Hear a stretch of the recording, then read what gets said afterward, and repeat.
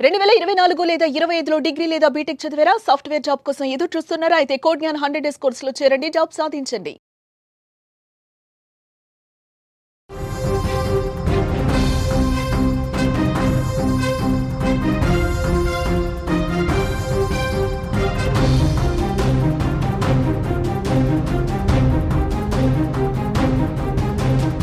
మరో big breaking news చూస్తున్నాం. వైష్ణవి హత్య కేసు ఇప్పటివరకు కూడా కొలిక్కి రాలేదు. వైష్ణవి హత్య కేసును పోలీసులు వేగవంతం చేశారు. హత్య జరిగిన రోజు గండికోటకు 200 వాహనాలు వెళ్లాయి. ఆ 200 వాహనాలను పోలీసులు ఇప్పుడు విచారిస్తున్నారు. గతంలో 2 సార్లు లోకేష్తో గండికోటకు వైష్ణవి వెళ్లినట్లుగా తెలుస్తోంది. లోకేష్ వైష్ణవి ఇన్స్టాగ్రామ్ చాట్లో గండికోట ప్రస్తావన వచ్చిందని కూడా పోలీసులు అంటున్నారు. 14వ తేదీ గండికోటకు వెళ్దామంటూ కూడా లోకేష్కు వైష్ణవి మెసేజ్ చేసినట్లుగా కూడా సమాచారం. లోకేష్ వైష్ణవిలు గండికోట విషయం కుటుంబీకులకు ముందే తెలుసా అనే అనుమానాలు వ్యక్తమవుతున్నాయి. హత్యలో గంజాయి బ్యాచ్ హస్తం ఉన్నట్లుగా కూడా ప్రస్తుతం పోలీసులు అనుమానిస్తున్నారు.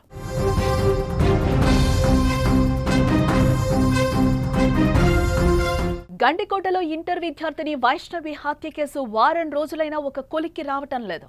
ఈ కేసు రోజుకో కొత్త మలుపు తీసుకుంటోంది. అసలు వైష్ణవిని చంపిందెవరు, ఎందుకు చంపారు అనేది ఇంకా బయటకు రాలేదు. అయితే ప్రస్తుతం పోలీసులు వైష్ణవి హత్య కేసును వేగవంతం చేసినట్లు కూడా మనకు తెలుస్తోంది. అసలు హత్య జరిగిన రోజు గండికోటకు ఎన్ని వాహనాలు వెళ్లాయి అనే కోణంలో ప్రస్తుతం పోలీసులు విచారిస్తున్నారు. అయితే హత్య జరిగిన రోజు 200 వాహనాలు గండికోటకు వెళ్లినట్లుగా తెలుస్తోంది. ప్రస్తుతం ఆ 200 వాహనాల్లో ఉన్న వారిని పోలీసులు విచారించే పనిలో పడినట్లుగా కూడా మనకి సమాచారం అయితే అందుతోంది. అయితే పోలీసులు మరో కోణంలో ఈ హత్య కేసులో ఏమైనా గంజాయి బ్యాచ్ హస్తం ఉందా అని పోలీసులు అనుమానిస్తున్నారట. ఒకవేళ గంజాయి బ్యాచ్ హత్య చేసుంటే వైష్ణవిని ఇంత దారుణంగా చంపాల్సిన అవసరం ఏంటి అనేది ఇప్పుడు అందరి ముందున్న ప్రశ్న. మొత్తానికి పోలీసులు ఈ కేసును వేగవంతం చేశారని అయితే అర్థమవుతోంది.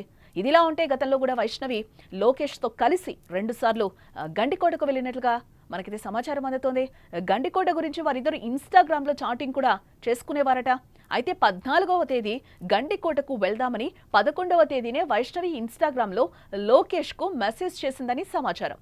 ఇదంతా చూస్తుంటే లోకేష్ వైష్ణవి గండికోటకు వెళ్లే విషయం కుటుంబ సభ్యులకు ముందే తెలుసా అనే సందేహాలు కూడా ఇప్పుడు మొదలవుతున్నాయి. ఇక ఇదే అంశానికి సంబంధించి మరింత సమాచారం మా ప్రతినిధి సుదర్శన్ అందించే ప్రయత్నం చేస్తారు. సుదర్శన్. పోలీసుల విచారణ వేగవంతం అయింది, కానీ ఆలస్యం అవడానికి కారణం అది టూరిస్ట్ ప్లేస్ కాబట్టి నెంబర్ ఆఫ్ వెహికల్స్ ఆ రోజు వెళ్ళాయి. అంటే ఎక్కడెక్కడి నుంచో వచ్చినటువంటి వ్యక్తులు కాబట్టి వాళ్ళందరినీ గుర్తించినప్పటికీ పిలిచి వాళ్ళని విచారించడానికి కొంత సమయం పడుతుంది. వాళ్ళలో కొంతమంది సహకరించవచ్చు, కొంతమంది సహకరించకపోవచ్చు కూడా. ఎందుకంటే ఏదో టూరిస్ట్ ప్లేస్ కి వచ్చి ఎంజాయ్ చేద్దామని వాళ్ళు వస్తే కొత్తగా ఈ కేసు ఏంటి, మా మెడకు చుట్టుకోవడం ఏంటి, మేము విచారణకి వెళ్ళడం ఏంటి అనే ఫీలింగ్ కూడా వాళ్ళకు ఉండొచ్చు. కాబట్టి వాళ్ళని కూడా నచ్చజెప్పాలి, వాళ్ళ నుంచి సమాచారం సేకరించాలి. ఈ 200 వెహికల్స్ ఏవైతే ఉన్నాయో వాటిని అనాలిసిస్ చేస్తున్నారు. అంటే వాటిలో 2 వీలర్స్ కావచ్చు, కార్లు కావచ్చు, ఆటోలు కావచ్చు, ఇవన్నీ కూడా 200 వాహనాలే ఉన్నప్పుడు వాటిల్లో ఎంతమంది వ్యక్తులు వెళ్ళింటారో ఆ వ్యక్తులందరి ప్రమేయం పైన వాళ్ళు ఎక్కడి నుంచి వచ్చారు, ఏంటి, గండికోటలో ఎక్కడెక్కడ తిరిగారు, వాళ్ళు తిరిగే ప్రయత్నంలో ఈ అమ్మాయిని ఏమన్నా చూసారా, ఈ అమ్మాయి వాళ్ళ కంటపడిందా అనే కోణంలో కూడా పోలీసులు విచారణ చేస్తూ ఉన్నారు. దీనికి సంబంధించి 4 రకాల ఇన్వెస్టిగేషన్ టీమ్స్ ను అరేంజ్ చేశారు. ఒకటి ఫోరెన్సిక్ టీం ఉంది, వాళ్ళు ఫోరెన్సిక్ సంబంధించినటువంటి ఆ క్లూస్ కి సంబంధించినటువంటి చేస్తున్నారు. మరొకటి క్లూస్ టీం పనిచేస్తూ ఉంది, మరొకటి ఇంట్రాగేషన్ టీం పనిచేస్తుంది, మరొకటి వాహనాల అనాలిసిస్ అంటే సీసీ ఫుటేజ్ ను అనాలిసిస్ చేసే టీం పనిచేస్తూ ఉంది. మొత్తం 4 టీములుగా విడిపోయి ఎవరి పని వాళ్ళు చేస్తూ ఉన్నారు. కాబట్టి కొంత సమయం పడుతుంది. వాహనాలు ఎక్కువగా వచ్చాయి, ఆ రోజు జనం ఎక్కువగా వచ్చారు కాబట్టి. ఇక్కడే మనకు ఇంకొక సందేహం కూడా కలుగుతుంది. 200 వాహనాలు ఉంటాయంటే కనీసం దాంట్లో ఒక 400-500 మంది జనము ఆ రోజు గండికోటలో ఉండి ఉంటారు, టూరిస్టులు. అంతమంది జనం ఉన్నప్పుడు పట్టపగులే ఆ అమ్మాయిని అంత దారుణంగా కొట్టి చంపితే ఎవరికి తెలియకుండా ఉంటుందా అన్నది కూడా ఇప్పుడు ఒక మిస్టరీగానే మారింది. అయితే దొరుకుతూ ఉంది లీడు, మళ్ళీ మిస్ అవుతూ ఉంది. ఎగ్జాక్ట్ ఎవరు చంపారన్న దాని మీద అవగాహన లేదు. సరే, కుటుంబ సభ్యులను అనుమానిస్తున్నారు. వాళ్ళను విచారణ పిలిచినప్పుడు వాళ్ళు చాలా కాన్ఫిడెంట్ గా చెప్తున్నారు, మా బిడ్డను మేమెందుకు చంపుకుంటాము అని. కాబట్టి కుటుంబ సభ్యులను అంతకన్నా ప్రోయాక్టివ్ గా వెళ్ళి విచారించే పరిస్థితి పోలీసులకు లేదు. వెళ్ళినా కూడా అది బూమరాంగ్ అయ్యే అవకాశం ఉంటది. కాబట్టి ఇప్పుడు పోలీసుల లక్ష్యం అంతా కూడా డైరెక్ట్ హత్యలో ఎవరు పాల్గొన్నారో వాళ్ళను పట్టుకుంటే, పాత్రధారులను పట్టుకుంటే తర్వాత సూత్రధారుల పేర్లు వాళ్ళ ద్వారానే చెప్పించి వాళ్ళని అదుపులోకి తీసుకోవాలనేది పోలీసుల ప్లాన్. అయితే చంపిన వాళ్ళలో ఇప్పుడు సుపారీ బ్యాచ్ ఉంటుంది, కనీసం 3-4 కూడినటువంటి ఒక బ్యాచ్ ఈ అఘాయిత్యానికి పాల్పడ్డారు, వాళ్ళే అంతకులు అనే కోణంలో పోలీసులు అనుమానిస్తున్న నేపథ్యంలో పాత రికార్డులన్నీ కూడా ఇప్పటికే పాత నేరస్తుల రికార్డులు వెరిఫై చేస్తూ ఉన్నారు. అందులో సుపారీ గ్యాంగ్ అంటే గంజాయి రిలేటెడ్ బ్యాచ్ కూడా ఉండవచ్చు అన్న కోణంలో ప్రొద్దుటూరు ముఖ్యంగా ఈ డ్రగ్స్ కు గంజాయికి ఈ మధ్య కాలంలో కేర్ ఆఫ్ అడ్రస్ గా మారింది. అంటే ఇక్కడ ఒక్క పాయింట్ సుదర్శన్, అంటే మీరు చెప్తున్నారు అంటే గంజాయి బ్యాచ్ ఏమైనా చేసుంటుందా అనేది ఒక అనుమానం అయితే గనక వాళ్ళు ఇక్కడ అత్యాచారం జరగలేదు అని కూడా క్లియర్ గా క్లీన్ చిట్ ఇవ్వడం జరిగింది పోలీసులు కూడా. ఎస్ అందరి అనుమానము అదే. ఇప్పుడు ఆకతాయిలో గంజాయి బ్యాచ్ మద్యం మత్తులోనో అమ్మాయి మీద ఈ అఘాయిత్యానికి పాల్పడితే ఖచ్చితంగా వాళ్ళు అంటే మా అమ్మాయి పైన రేప్ యాక్టివిటీ చేసే అవకాశం ఉంటది, కానీ అదేమి జరగలేదు. కానీ ఇక్కడ ఇంకొక సెన్సిటివ్ ఇష్యూ ఏంటంటే వీళ్ళకు సుపారీ ఇచ్చి ఎంతవరకు ఏ విధంగా చంపమన్నారో ఆ విధంగానే చంపి ఉంటారు అనేది ప్లాన్. ఓకే. కాబట్టి ఆ అమ్మాయి వాళ్ళ సొంత బంధువు కాబట్టి సపోజ్ మనం ఒకసారి కుటుంబ సభ్యుల కోణంలో అనుమానం వ్యక్తం చేస్తే వాళ్ళు వాళ్ళ అమ్మాయి పైన ఇట్లా అఘాయిత్యం చేయడానికో ఇంకోదానికో వాళ్ళు అంగీకరించారు. కాబట్టి ఎంతవరకు టాస్క్ కంప్లీట్ చేయాలో అంతవరకే చేసి వాళ్ళు ఏ విధంగా పరారవ్వాలి ఏంటి అనే స్కెచ్ కూడా వాళ్ళే గీసుకున్నారు. వీళ్ళు ఆ రోజు ఎలాంటి డైరెక్షన్ ఇవ్వలేదు. మనం ఫస్ట్ నుంచి ఎక్స్పెక్ట్ చేస్తున్నది గండికోటకు 14వ తేదీన వైష్ణవి వెళ్తుంది లోకేష్ తో కలిసి అని మాకు ఉదయం కాలేజీ నుంచి ఫోన్ వచ్చినాకే తెలిసింది అనేది కుటుంబ సభ్యుల వాదన. అంటే ముందే తెలిసిందా? అంత తక్కువ టైంలో ఒక సుపారీ గ్యాంగ్ ను పికప్ చేసుకోవడానికో వాళ్ళని అక్కడికి పంపించడానికో సమయం ఉండదు ఎవరికైనా చంపాలనే వాళ్ళకు. ఇక్కడ ఇంకొక లీడ్ పాయింట్ మనకి ఏం దొరుకుతుంది అంటే 11వ తేదీనే ఇన్స్టాగ్రామ్ లో వైష్ణవి లోకేష్ కు మెసేజ్ పెట్టింది. 14వ తేదీ మా బ్రదరు చెన్నై వెళ్తున్నాడు పని మీద, ఆ రోజు నన్ను ఎవరు డ్రాప్ చేయరు కాలేజీకి, నాకు నేనుగా కాలేజీకి వస్తాను కాబట్టి నువ్వు నన్ను కాలేజ్ దగ్గర పికప్ చేసుకుంటే ఇద్దరం కలిసి గండికోటకి వెళ్దాము అని వాళ్ళిద్దరు చాటింగ్ చేసుకున్నారు. ఆ చాటింగ్ 3వ వ్యక్తికి తెలిసి ఉండవచ్చు. కాబట్టి ఇదంతా ప్లాన్ చేసుకోవడానికి స్కెచ్ రెడీ చేసుకోవడానికి వాళ్ళకి ఒక 3 రోజుల సమయం. అంటే ఇక్కడ 3వ వ్యక్తి ఎవరు అనేది ఇప్పుడు అనుమానాలు రేకెత్తిస్తుంది అనుకోవచ్చుంటారా? మనం ఎవరి మీద ఆరోపణ ఇప్పుడు చేయడానికి మన దగ్గర ఎవిడెన్స్ లేదు, కానీ ఈవెన్ పోలీసులు కూడా ఆ యాంగిల్ లో ఎవరు చెప్పట్లేదు. కానీ బట్ ఇప్పుడు లోకేష్ కు క్లీన్ చిట్ ఇచ్చారు, ఆరోపణలు ఎదుర్కొంటున్న కుటుంబ సభ్యులను ఇప్పటికీ కూడా విచారిస్తూ ఉన్నారు, వాళ్ళు సహకరిస్తూ ఉన్నారు. కాబట్టి ఇంకా థర్డ్ పర్సన్స్ కి ఎవరికి అంత అవకాశం ఉండదు, అవసరం ఉండదు అనేది ఒక యాంగిల్. కాబట్టి తేలిందాక కూడా మనం కుటుంబ సభ్యులను కూడా ఇది విషయం అని మనం చెప్పలేము. కాబట్టి కేసు ఇన్వెస్టిగేషన్ నడుస్తూ ఉంది. నేరుగా హత్యలో పాల్గొన్నటువంటి అంతకులను గుర్తించిన తర్వాతే వాళ్ళు ఇచ్చేటువంటి సమాచారం మేరకే ఒకసారి సీన్ అంతా కూడా రీకన్స్ట్రక్ట్ చేసుకుంటారు. తర్వాత వాళ్ళకి ఎవరు సుపారీ ఇచ్చారు, ఎవరు వాళ్ళని అక్కడికి వెళ్ళమని చెప్పారు, చంపమని చెప్పారు అనే కోణాలన్నీ కూడా బయటకు వచ్చే అవకాశం ఉంటది. ఇప్పుడు వాళ్ళు చంపేసిన తర్వాత ఎటు పారిపోయారో తెలియట్లేదు, వాళ్ళు ఎక్కడ దాక్కున్నారో తెలియట్లేదు, ఎవరు పార్టిసిపేట్ చేశారో తెలియట్లేదు. కాబట్టి వాళ్ళని పట్టుకోవడం కోసం పోలీసులు అన్ని విధాలుగా ప్రయత్నాలు చేస్తున్నారు. అంటే మొన్న కూడా అంటే సుదర్శన్ మనం మాట్లాడినప్పుడు కూడా సీన్ రీకన్స్ట్రక్షన్ చేస్తున్నారు. మొదటి నుంచి కూడా అందరినీ కూడా అనుమానితులందరినీ కూడా మళ్ళీ ఫస్ట్ నుంచి కూడా పోలీసులు విచారిస్తున్న పరిస్థితులు అయితే మనకి కనిపించాయి.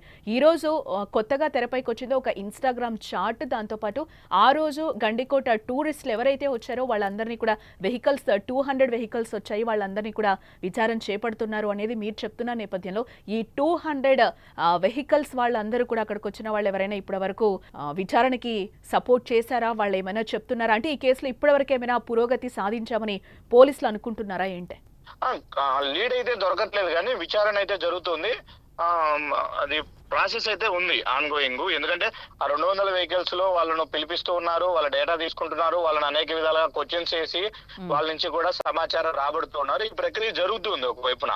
ఇప్పుడు పోలీసుల ముందు ఉన్నది ఫస్ట్ ఆఫ్ ఆల్ ఏదైతే సీసీ ఫుటేజ్ లో రికార్డ్ అయ్యాయో అక్కడ ప్రత్యక్షంగా గండికోట్లోకి ఎంటర్ అయ్యారు అనే వ్యక్తులు ఎవరైతే లిస్ట్ ఉందో ఆ లిస్ట్ వెరిఫై చేయాలి. వాళ్ళ ముందు ఉన్నటువంటి ఫస్ట్ అనుమానం. ఆ లిస్ట్ ని క్లియర్ చేసిన తర్వాతే నెక్స్ట్ ఎవరైనా సీసీ ఫుటేజ్ లో రికార్డ్ అవ్వకుండా ఎవరైనా వేరే మార్గాల ద్వారా వెళ్ళుంటారా అనే కోణంలో నెక్స్ట్ స్టెప్ తీసుకోవాల్సి ఉంది. అంటే సుదర్శన్ ఇక్కడ ఇంకొక పాయింట్ కూడా మనం రేస్ చేయాల్సిన అవసరం, ఎందుకంటే లోకేష్ వెళ్ళేటప్పుడు వైష్ణవితో కలిసి వెళ్ళేటప్పుడు అలాగే బయటకు వచ్చేటప్పుడు కూడా క్లియర్గా సీసీ ఫుటేజ్లో కనిపిస్తున్న విషయం మనకు తెలిసింది. అంటే ఓపెన్గా అది రిలీజ్ చేస్తున్న వీడియో మనకి కనిపిస్తుంది సీసీ ఫుటేజ్లో ఏ విధంగా ఉందో ఆ విధంగా. అంటే ఇప్పటి వరకు రిమైనింగ్ ఆ అమ్మాయి ఆ 2 అవర్స్లో ఏమైంది వైష్ణవి అనేది ఇప్పటి వరకు అంతుపట్టని విషయంగా తెలుస్తుంది. అంటే ఇక్కడ ఎక్కడ కూడా పోలీసు వాళ్ళకి ఇంతవరకు క్లూస్ దొరకలేదా, ఇంతవరకు ఎవిడెన్స్ అంటే సీసీ ఫుటేజ్ లాంటివి ఏమీ దొరకలేదని మనం అనుకోవాలంటారా? లేవు, సీసీ ఫుటేజ్ లేవు. ఇప్పుడు టోల్ గేట్ దగ్గర ఒకటి ఉంది, గండికోట కోటగుమ్మం దగ్గర ఒక సీసీ ఫుటేజ్ ఉంది. లోపల హరిత హోటల్ దగ్గర ఒకటి ఉందని ఎస్పీ గారు చెప్తున్నప్పటికీ అది పనిచేయట్లేదని మనకున్నటువంటి సమాచారం. పనిచేసినా కూడా అది రంగనాయక స్వామి ఆలయం పరిసరాల్లో ఏం జరుగుతుందో ఆ సీసీ ఫుటేజ్ లో క్యాప్చర్ అయ్యే అవకాశమే లేదు. కాబట్టి కోటగుమ్మం దగ్గర ఉన్నటువంటి సీసీ ఫుటేజ్ దాటుకున్న తర్వాత గండికోటలో ఏం జరిగిందనేది ఎలాంటి ఎవిడెన్స్ లేదు. ప్రత్యక్ష సాక్షులన్నా చెప్పాలి, లేదంటే అక్కడ ఉన్న సెల్ఫీలో వీడియోసో తీసుకున్న వాళ్ళన్నా చెప్పాలి. ఇంకోటి ఏంటంటే రంగనాయక స్వామి ఆలయము మెయిన్ టూరిస్ట్ ప్లేస్. అక్కడ గండికోటలోకి ఎంటర్ అయిన తర్వాత ఆ ఆలయం మీదుగానే గండికోటకి వెళ్ళేది ఎక్కువ మంది. ఎందుకంటే ఆ వ్యూ చూడడానికి వెళ్తారు, పెన్నా నది లోయ ఏదైతే ఉంటుందో వ్యూ చూడడానికి వెళ్తారు. అక్కడే ఎక్కువ మంది ఫొటోస్ తీసుకుంటూ ఉంటారు. ఆ వ్యూ స్పాట్ కి వెళ్ళాలన్నా కూడా రంగనాయక స్వామి ఆలయం ముందు నుంచే వెళ్ళాలి. కాబట్టి ఖచ్చితంగా దాన్ని టచ్ చేస్తారు ప్రతి టూరిస్ట్ కూడా. మరి ఇంత రద్దీగా ఉండే సమయంలో అక్కడ ఆ టెంపుల్లోనే జరిగి ఉంటే మాత్రం ఖచ్చితంగా ఎవరో ఒకరు తెలిసి ఉంటది. మనం నిన్న గ్రౌండ్ రిపోర్ట్ లో ఎక్స్ప్లెయిన్ చేసినట్టుగానే ఆ అమ్మాయితో ఒకరు ఎవరైనా బలవంతంగా లవర్ లాగా యాక్ట్ చేసి ఆ అమ్మాయి నోరు మూసి ఉంచి పక్కన గుహలాగా ఉన్నటువంటి ఒక గదిలో గాని అట్లా కొద్దిసేపు హోల్డ్ చేసి ఉన్నా కూడా టూరిస్టుల కంటపడకుండా చేసి ఉండొచ్చు. కాబట్టి ఇవన్నీ కూడా మిస్టరీనే. ఇప్పుడు పోలీసులు నిర్ణయించుకున్నది ఒకటే, తమ దగ్గర ఉన్న క్లూస్ ను పూర్తిగా వెరిఫై చేయాలనేది ఫస్ట్ టాస్క్. అంటే ఇక్కడ ఇంకొకటి కూడా సుదర్శన్, అంటే కొండయ్య పేరు కూడా తెరపైకి వచ్చిన పరిస్థితి కనిపిస్తుంది. 2 టీమ్స్ గా విడిపోయి తన కోసం వెతుకుతున్నప్పుడు ఏమన్నా ఆధారాలు దొరుకుతాయి అని పోలీసులు వెతుకుతున్న సమయంలో కొండయ్య చూపించిన పరిస్థితి కూడా కనిపించింది. అక్కడ డెడ్ బాడీ ఉంది అని చెప్పి. దీని తర్వాత ఏమి ఎవిడెన్స్ బయటకు రాలేదా? ఆ టైంలో ఏమి సీన్ రీకన్స్ట్రక్షన్ చేసేటప్పుడు కూడా ఏం బయటకు రాలేదా? ఇక్కడ అతిపెద్ద సమస్య పోలీసులకి ఏంటంటే అదే, కొండయ్య సురేంద్ర ఎవరైతే వీళ్ళు బ్రదర్స్ ఉన్నారో, కజిన్ బ్రదర్స్ ఉన్నారో, వాళ్ళు ఈ యాక్టివిటీస్ లో ఏమన్నా పార్టిసిపేట్ చేసింటారా అన్న అనుమానంలో విచారణ చేశారు. అయితే వాళ్ళు పక్కాగా కొండయ్య అయితే అసలు సంఘటన జరిగిన రోజు స్పాట్కే వెళ్ళలేదు, అతని ఎవిడెన్స్ ఎలాంటివి లేవు. కానీ సురేంద్ర వెళ్ళాడు, హాఫ్ అన్ అవర్ లోనే తిరిగి వచ్చాడు. తిరిగి వచ్చిన తర్వాత కూడా వాళ్ళు మళ్ళీ కాలేజ్ దగ్గరికి వచ్చారు. అంటే అక్కడ 12 నుంచి సాయంత్రం 4 వరకు హత్య జరిగి ఉంటుందని పోలీసులు అనుమానిస్తున్నారు. ఆ టైమ్ ఆఫ్ పీరియడ్ లో వీళ్ళు కాలేజీలో ఉన్నారు, కాలేజ్ సీసీ ఫుటేజ్ లో వీళ్ళు రికార్డ్ అయి ఉన్నారు. అంటే వీళ్ళు కాలేజీ దగ్గర ఉన్నారన్న ఒక ఎవిడెన్స్ కోసమే అంతసేపు అక్కడ ఉన్నారా? వైష్ణవి వాళ్ళ మదర్ కూడా అక్కడే ఉంది. వైష్ణవి వాళ్ళ మదరు, వాళ్ళ బ్రదర్స్ ఇద్దరు, కొండయ్య సురేంద్ర, ఇద్దరు కాలేజీ దగ్గరే ఉన్నారు. కాలేజీ సీసీ ఫుటేజ్ ఈవినింగ్ వరకు కూడా చూపిస్తా ఉంది, అందులో వీళ్ళు ఉన్నారు. కాబట్టి వీళ్ళు డైరెక్ట్ గా ఆ టైంలో గండికోటలో ఉనింటారు అని చెప్పడానికి లేదు, ఎవిడెన్స్ క్లియర్ గా ఉంది. ఇక్కడ ఉన్నారు వాళ్ళు. కాబట్టి వీళ్ళ ప్రమేయం ఎవరిది లేదు. ఖచ్చితంగా అక్కడ బయట వ్యక్తులు సుపారీ గ్యాంగ్ చేసింటారు. కాబట్టి గంజాయి బ్యాచ్, ఎందుకంటే ఒక అమ్మాయిని, అందులో కూడా ఆ అమ్మాయికి ఎలాంటి సంబంధం లేని వ్యక్తులు అంత క్రూరంగా హింసించి చంపాల్సిన అవసరం ఉండదు. అంటే కాన్షియస్ లో ఉన్న మనిషి ఎవరు కూడా అంత దారుణానికి పాల్పడడానికి మనసు రాదు. మద్యం తీసుకోనో గంజాయి తీసుకోనో డ్రగ్స్ తీసుకుంటే తప్ప, విచక్షణ కోల్పోతే తప్ప ఆ విధంగా అమ్మాయి మీద దాడి చేయలేరు. కాబట్టి ఈ గంజాయి బ్యాచ్ ఏమన్నా గంజాయి తీసుకుని ఎక్కువ ఈ దారుణానికి పాల్పడి ఉంటారా అన్న కోణంలో కూడా పోలీసుల విచారణ సాగుతూ ఉంది. బట్ పోలీసులు అయితే కాన్ఫిడెంట్ గా మేము ఇన్ని రోజుల్లో ఛేదిస్తామని ఫస్ట్ లో చెప్పినటువంటి మాటలు ఇప్పుడు ఎక్కడ వినిపించట్లేదు. వాళ్ళకు కూడా అన్ని అనుమానాలే ఉన్నాయి, డైలమాలోనే ఉంది. ఇది ఒక మిస్టరీ కేసు లాగే ఉంది. ఇది చాలా పెద్ద టాస్క్. ఇంకా కూడా వాళ్ళకి కావాల్సినటువంటి టెక్నికల్ నాలెడ్జ్ ను, వాళ్ళ దగ్గర ఉన్నటువంటి అన్ని రకాల టెక్నికల్ ఎక్విప్మెంట్స్ ను వాడుతున్నారు, మ్యాన్ పవర్ ను వాడుతున్నారు. సుమారుగా 50-60 మంది ఇన్వెస్టిగేషన్ లో పార్టిసిపేట్ చేస్తున్నారు పోలీస్ సిబ్బంది. అన్ని శక్తులు ఒడ్డుతున్నారు. పైనుంచి కూడా ఫాలో అప్ ఉందని ఎస్పీనే చెప్తున్నారు. డిఐజీ ఫాలో అప్ చేస్తున్నారు. పైన స్టేట్ లెవెల్ నుంచి కూడా మాకు ఫాలో అప్ లో ఉన్నాం, మేము ఖచ్చితంగా దీన్ని ఛేదిస్తామని చెప్తున్నారు. కానీ ఎప్పట్లోగా అనేది కాన్ఫిడెంట్ గా చెప్పట్లేదు. అంటే ఇప్పట్లో ఇన్వెస్టిగేషన్ పూర్తయ్యే ఇవైతే కనిపించట్లేదు మనకి. కనిపించట్లేదు. వాళ్ళు ఏమంటున్నారంటే మమ్మల్ని ఫ్రీగా వదిలేయండి కొద్ది రోజులు, మేము అన్ని కోణాలు అనాలిసిస్ చేసిన తర్వాత పక్కాగా పట్టుకుంటాము. ఎందుకంటే ఏ కేసులైనా పోలీసులు ఫస్ట్ మనకు తెలిసింది చేసేది ఏంటంటే, ఏమాత్రం అనుమానం వచ్చినా వాళ్ళని తీసుకెళ్లి వాళ్ళ యాంగిల్లో ఇంట్రాగేషన్ చేస్తే వాళ్ళు కక్కేస్తారు నిజం. ఎస్. అంటే ఇంకొకటి కూడా అంటే సుదర్శన్ మొన్న మనం మాట్లాడినప్పుడు అంటే వైష్ణవి పేరెంట్స్తో మాట్లాడినప్పుడు కూడా తల్లి కూడా క్లియర్గా చెప్తుంది ఖచ్చితంగా ఆమె మీద అత్యాచారం అటెంప్ట్ జరిగింది అని చెప్పి పోలీసు వాళ్ళేమో క్లియర్గా చెప్తున్నారు. వారి వర్షన్ ఏమైనా మాట్లాడిందంటే పోలీసులు కూడా చెప్తున్నారు కదా క్లియర్గా అంటే మనం లోకేష్కి క్లీన్ చిట్ ఇవ్వడం జరిగింది, తన ప్రమేయం లేదు ఈ హత్యకి సంబంధించి అని కూడా పోలీసులు చెప్పారు. అలాగే అఘాయిత్యాలు ఎటువంటివి కూడా జరగలేదు, కాకపోతే బలంగా కొట్టారు, లివర్ కూడా కొద్దిగా డ్యామేజ్ అవ్వడం వల్లే తను చనిపోవడం జరిగింది అనేది కూడా పోలీసులు క్లియర్గా ఎవిడెన్స్ చూపిస్తున్న పరిస్థితి కనిపిస్తుంది. ఈ నేపథ్యంలో ఫ్యామిలీ మెంబర్స్ ఏమైనా ఆలోచన మారిందా, వాళ్ళు ఏమైనా మాట్లాడారా ఏంటి? లేదు, ఆలోచన మారలేదు. వాళ్ళు ఇప్పటికీ కూడా అదే అంటారు, ఏ విధంగా మీరు లోకేష్ కు క్లీన్ చిట్ ఇస్తారు, వాడు వచ్చాడు వెళ్ళాడు అనే టైమింగ్స్ ఉంటే సరిపోద్దా, వాళ్ళ బ్యాచ్ ఏమన్నా పెట్టాడేమో, వాళ్ళ ఫ్రెండ్స్ ని పెట్టాడేమో అక్కడ.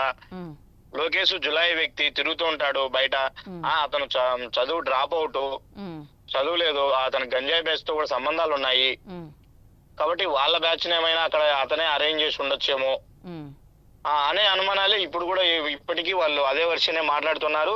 అఘాయిత్యం జరగలేదు అని పోలీసులు చెప్తున్నదాన్ని కూడా వాళ్ళు నమ్మట్లేదు, పాజిటివ్ గా తీసుకోవట్లేదు.